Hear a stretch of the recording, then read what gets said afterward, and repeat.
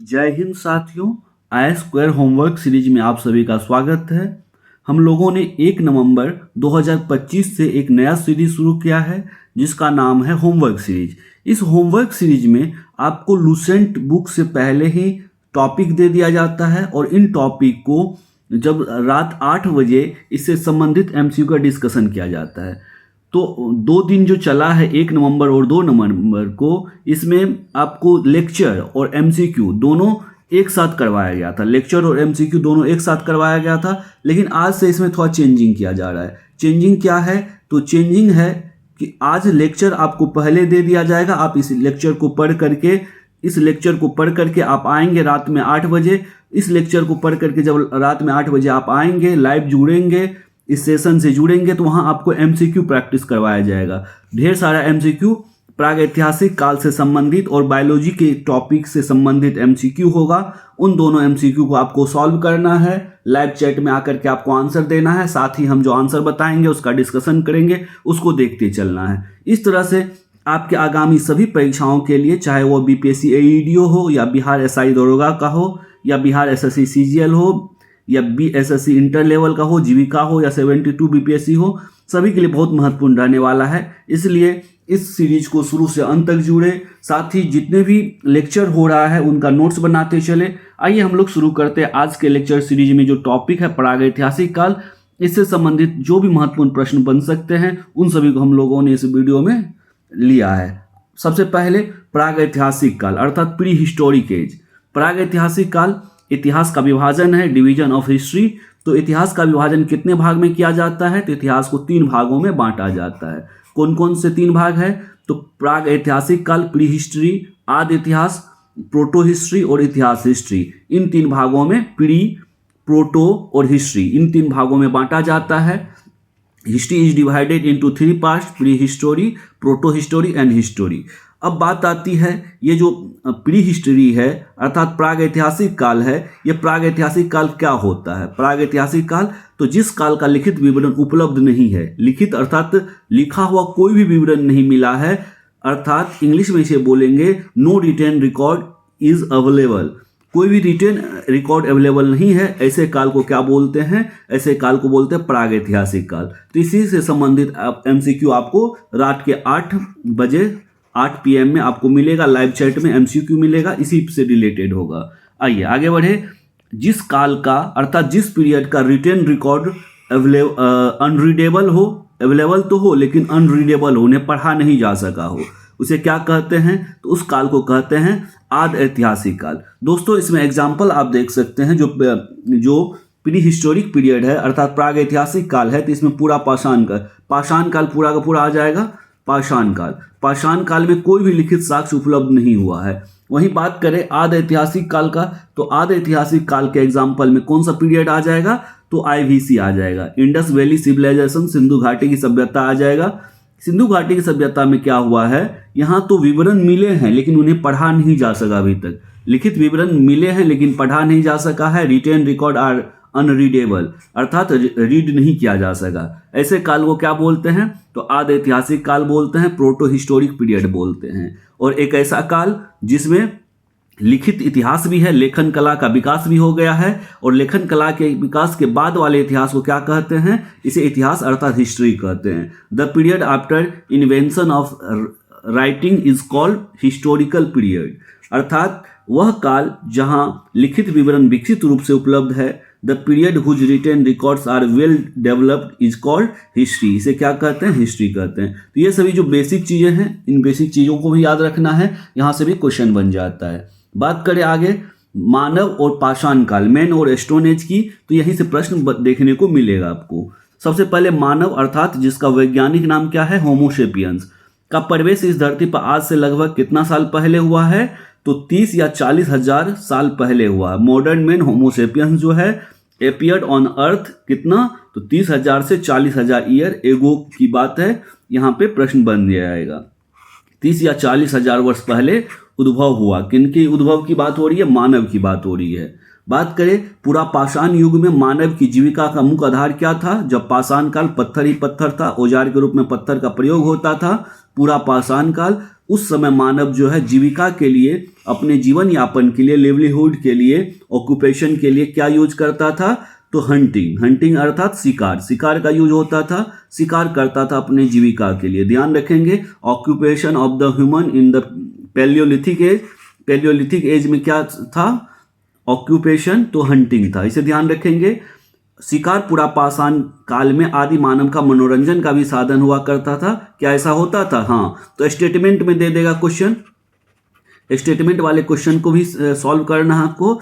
तो शिकार जो है मानव पुरापाषाण काल में आदि मानव का मनोरंजन का साधन था, दोनों होता था, आजीविका भी और आजीविका के साथ आजीविका के साथ मनोरंजन का साधन। तो शिकार दोनों, हंटिंग दोनों चीज के लिए होता था, इंटरटेनमेंट के लिए भी होता था और ऑक्यूपेशन के लिए होता था। इन वर्ड को आप लोग बहुत अच्छे से याद रखेंगे।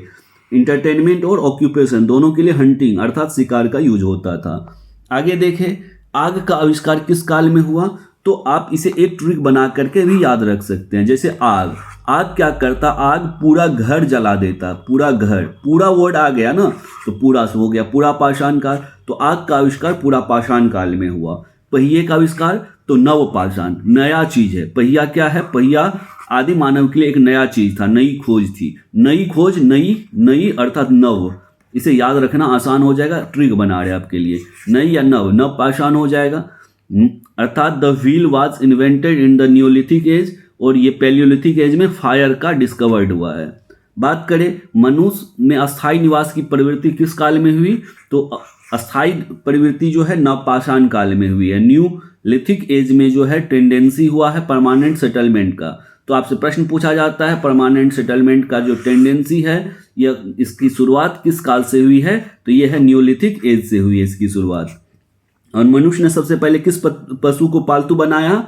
तो the first animal domesticated by the man was the dog. सबसे पहला जो एनिमल है जिसे डोमेस्टिकेटेड किया गया, घरेलू या पालतू बनाया गया, ऐसे जो एनिमल है उस एनिमल का क्या नाम है? तो डॉग है अर्थात कुत्ता है। इसे ध्यान रखेंगे, यहीं से प्रश्न बनता है परीक्षाओं में। मनुष्य ने सर्वप्रथम किस धातु का प्रयोग किया? The first metal used by man was, क्या था वह? कॉपर था। कॉपर था, कॉपर याद रखेंगे, तांबा। मनुष्य द्वारा सर्वप्रथम प्रयोग किया गया धातु अर्थात जो मेटल है वो क्या है? तो कॉपर है, इसे ध्यान रखेंगे। मनुष्य द्वारा सर्वप्रथम बनाया गया औजार क्या था? औजार बोले तो tools. The first tool made by the man was an x. X बोले तो कुल्हाड़ी। क्या है? कुल्हाड़ी। ये प्रश्न पूछा जाता है। और कहाँ से कुल्हाड़ी प्राप्त हुआ है? तो प्राप्ति स्थल है अतिरंपकम। अतिरंपकम तमिलनाडु में अवस्थित एक जगह है अतिरंपकम, यहीं से क्या हुआ है? प्राप्त हुआ है। क्या चीज? औजार प्राप्त हुआ है, कुल्हाड़ी औजार है। और किस चीज से बना होता था? सर्वप्रथम किस धातु का प्रयोग हुआ है? तांबा का। और कृषि का आविष्कार किस काल में हुआ? तो ये भी नवपाषाण काल में, न्यूलिथिक एज में हुआ। एग्रीकल्चर वाज डिस्कवर्ड, एग्रीकल्चर का आविष्कार किस काल में हुआ? तो न्यूलिथिक एज अर्थात नवपाषाण काल में हुआ। तो ये सभी इंपॉर्टेंट है, ध्यान रखेंगे। और इसी से रिलेटेड एमसीक्यू आपको रात में 8 PM में मिलेगा। आप लोग जरूर लाइव होंगे, ज़्यादा से ज़्यादा इसको आप नोट्स बना के पढ़ लेंगे तो आपको उम्मीद है कि आप सभी के जवाब अच्छे से दे पाएंगे और आपके एग्जाम तक आपकी तैयारी बहुत अच्छी हो जाएगी। आगे देखें, प्राग ऐतिहासिक काल अर्थात प्री हिस्टोरिक एज। तो प्राग ऐतिहासिक काल में एग्रीकल्चर के कौन कौन से स्थान मिले हैं, साइट मिले हैं?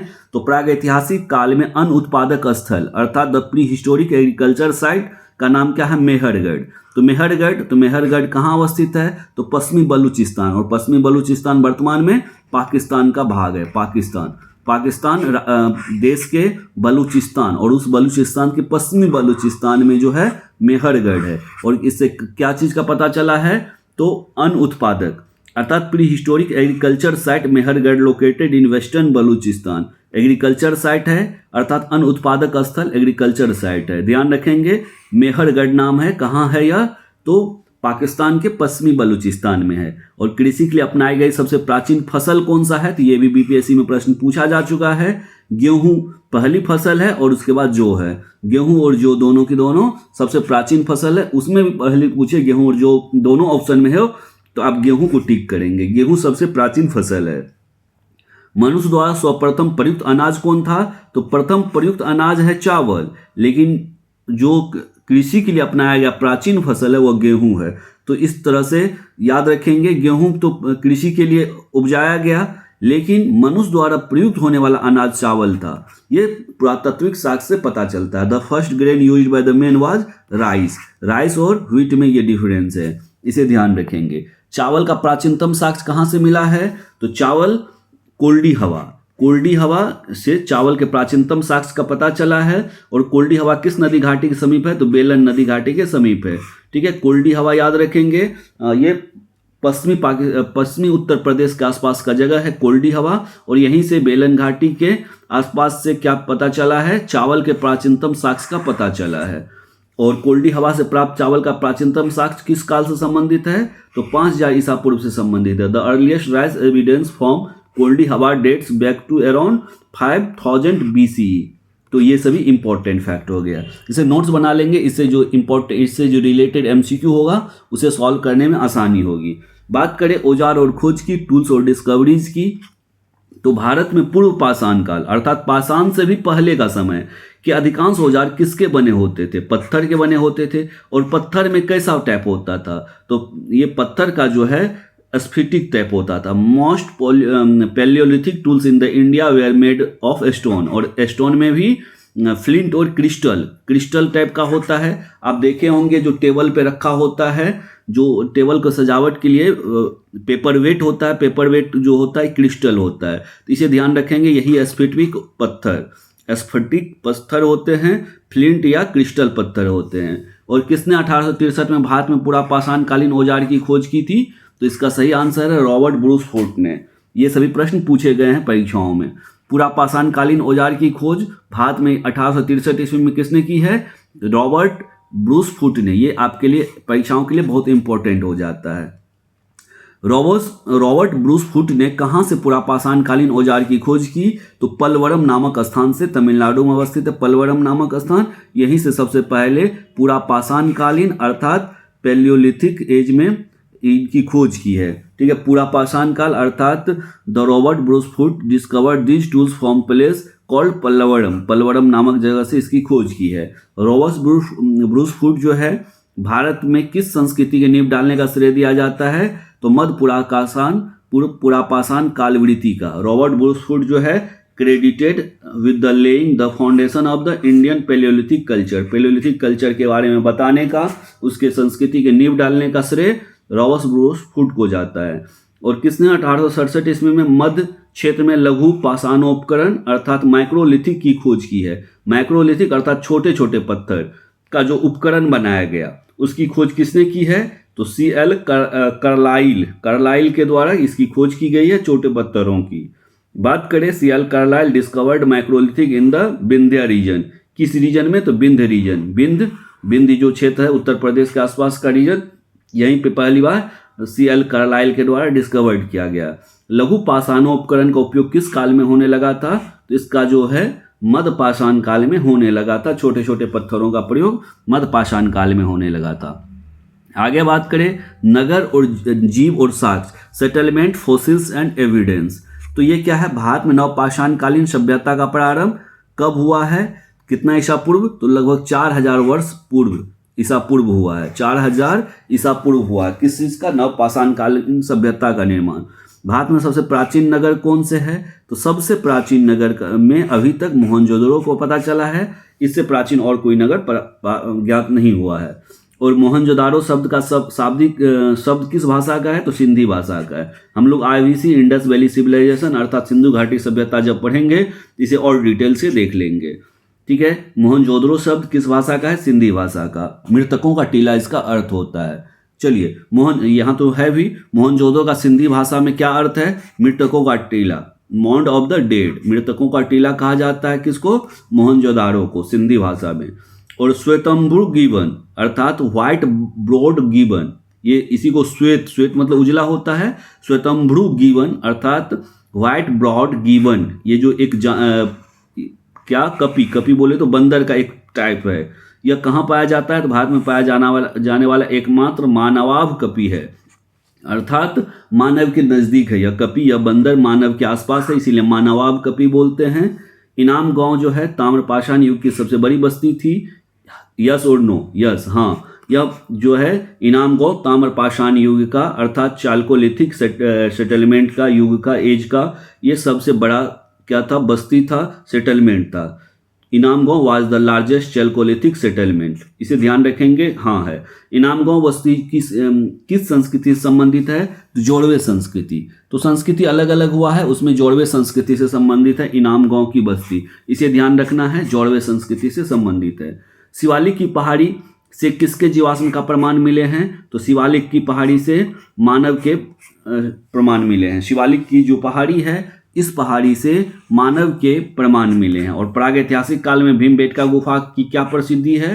तो ये सेल चित्र, अर्थात भीमबेटका केव्स में जो है, केव्स में रॉक पेंटिंग है। रॉक मतलब सैल है। ये सैल पे क्या होता है? सैल मतलब पत्थर, और पत्थर पे जब कुछ चित्र बनाया जाए तो ऐसे ही चित्र को बोलते हैं सैल चित्र।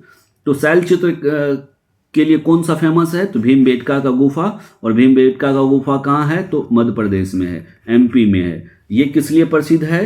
तो शैल चित्र के लिए प्रसिद्ध है, अर्थात रॉक पेंटिंग के लिए फेमस है। मनुष्य ने सबसे पहला प्रमाण, मनुष्य होने का सबसे पहला प्रमाण कहाँ से मिला है? इंडिया की बात हो रही है। तो इंडिया में सबसे पहले मनुष्य का प्रमाण है नर्मदा घाटी से। नर्मदा घाटी से the earliest evidence of the human existence was found in the Narmada valley. Narmada valley से, नर्मदा नदी जो है उसके आसपास का जो घाटी है, उस घाटी से मनुष्य का सर्वप्रथम साक्ष्य मिला है, इसे ध्यान रखेंगे। ये मोस्ट विविया है, मोस्ट विविया है, इसे ध्यान रखेंगे। ये नर्मदा वैली है। और अगला और लास्ट स्लाइड है दोस्तों आज के इस टॉपिक का, इस लेक्चर का। भारतीय नागरिक सेवा के अधिकारी ICS ऑफिसर नाम क्या है? रिजले जो है, इन्होंने क्या कहा था कि नस्लीय विभिन्नताएं, अलग अलग नस्ल का आदमी होता है, कोई प्रोटो ऑस्ट्रेलियाड होता है, कोई मंगोलियाड होता है। तो ये नस्लीय विभिन्नताएं भारतीय बार बार भौगोलिक आधार पर मानव की जनसंख्या का प्रजातीय विविधीकरण करती है। तो ये किनका स्टेटमेंट है? तो भारतीय नागरिक सेवा का अधिकारी रिजले का स्टेटमेंट है। तो दोस्तों इस तरह से हम लोगों ने जो आज का होमवर्क सीरीज ध्यान देंगे, होमवर्क सीरीज और कब का? 3 नवंबर का जो होमवर्क सीरीज है, 3 नवंबर 2025 का, उसका आज का ये लेक्चर है। इसी लेक्चर से संबंधित जितने भी पॉइंट बने हैं प्रयास किया जाएगा 25-30 जो MCQ है, कम से कम 25 प्लस MCQ का आपको डिस्कशन, आपको शाम में 8 बजे लाइव आएंगे, डायरेक्ट आपके सामने MCQ 1, 2, 3, 4 शुरू होगा। पहला MCQ आएगा, उसका 4 ऑप्शन होगा ABCD। आप जैसे ही MCQ देखेंगे आप याद करके आएंगे और यहाँ आप प्रैक्टिस करेंगे, रिवीजन करेंगे। बार बार रिवीजन से ही, रिवीजन मेक्स परफेक्ट, आपको परफेक्ट बनाएगा और आप एग्जाम में अच्छे मार्क्स अटेंड कर पाएंगे, अच्छे मार्क्स ला पाएंगे। तो आप ऑप्शन में, कमेंट बॉक्स में ABCD लिखते चलेंगे, इससे आपका प्रैक्टिस हो जाएगा। इस तरह से अभी आपको हिस्ट्री का ये वीडियो मिल रहा है, अभी कुछ देर बाद आपको बायोलॉजी का भी वीडियो मिल जाएगा जो आज का टॉपिक है। आज का टॉपिक कोशिका के भाग, उस कोशिका का भाग का आपको, कोशिका के भाग सेल का जो पार्ट है, इससे संबंधित वीडियो जो है कुछ देर में आपको मिल जाएगा। पहले आप ये वीडियो देखेंगे, इसके बाद कोशिका वाला वीडियो देखेंगे। दोनों वीडियो देख करके दोनों का अच्छे से नोट्स बना लेंगे, अच्छे से याद कर लेंगे। उसके बाद आप लोग प्रैक्टिस सेशन में आएंगे, MCQ मिलेगा और MCQ का ज़्यादा से ज़्यादा प्रैक्टिस करेंगे। इस तरह से आपके एग्जाम के लिए बहुत अच्छा तैयारी हो जाएगा। ठीक है दोस्तों, मिलते हैं कुछ देर बाद अगले सेशन में, और फिर हम लोग शाम में, रात में 8 बजे 8 PM में हम लोग डिस्कशन करेंगे एक नए टॉपिक का, ये MCQ फॉर्मेट में। ठीक है, तो मिलते हैं फिर। जय हिंद, धन्यवाद।